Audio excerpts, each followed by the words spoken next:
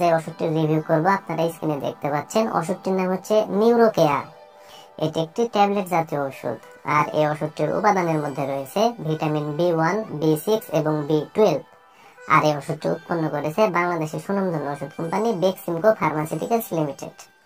তো ওষুধটির কার্যকারিতা বলতে গেলে ভিটামিন B1, B6 এবং B12 এর অভাবজনিত কারণে যে রোগসমূহ সৃষ্টি হয় সেই রোগসমূহ দূর করতে মূলত ওষুধটিকে ব্যবহার করা হয়। পাশাপাশি মেরুদণ্ডের ব্যথা, পিঠ ও কোমরের ব্যথা দূর করতে ওষুধটিকে ব্যবহার করা হয়।